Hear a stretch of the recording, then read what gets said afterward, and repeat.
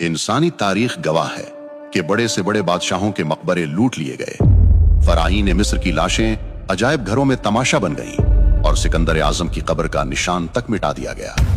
दुनिया के हर खजाने और हर तख्त को जवाल आया, लेकिन 1400 साल से रुए जमीन पर एक मकाम ऐसा है जिसकी हिफाजत के लिए जमीन और आसमान खुद ढाल बन जाते हैं। ये मदीना मुनव्वरा है और ये रोज़ा रसूल है। लेकिन तारीख के सीने में 1164 ईस्वी 1164 AD की वो रात आज भी कांटे की तरह चुभती है, जब जमीन के नीचे एक ऐसी नापाक साजिश रचाई जा रही थी जिससे अर्श भी कांप उठा था। एक सुरंग जो किसी हीरे जवाहरात की तलाश में नहीं थी, बल्कि वो सुरंग कायनात के सबसे मुकद्दस जिस्म वजूद अतहर सल्लल्लाहु अलैहि वसल्लम तक पहुंचने के लिए खोदी जा रही थी। मदीना सो रहा था, लेकिन हजारों मील दूर शाम के शहर दिमश्क में एक बादशाह की नींद उड़ चुकी थी।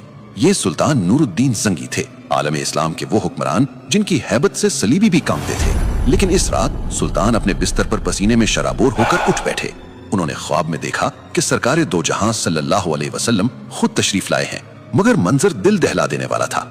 रसूलुल्लाह सल्लल्लाहु अलैहि वसल्लम दो शख्सों की तरफ इशारा कर रहे हैं जिनके चेहरे सुर्ख और आंखें नीली थीं और ज़बान रिसालत से ये अल्फाज निकल रहे थे, महमूद मुझे इन कुत्तों से बचाओ।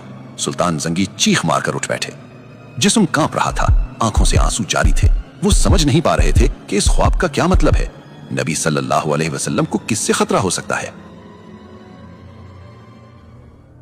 सुल्तान ने वुजू किया, नफल पढ़े और दोबारा लेट गए, मगर ख्वाब फिर आया। वही दो चेहरे, वही पुकार, मुझे बचाओ। 3 बार ऐसा हुआ। अब सुल्तान के लिए दिमिश्क में एक लम्हा रुकना भी नामुमकिन हो गया। रात के आखिरी पहर उन्होंने अपने वजीर जमालुद्दीन मौसली को तलब किया। ये वजीर सिर्फ एक मुशीर नहीं, बल्कि एक साहिब बसीरत इंसान थे। सुल्तान ने रोते हुए अपना ख्वाब बयान किया। वजीर ने फौरन कहा, ए सुल्तान, आप अभी तक यहाँ बैठे हैं?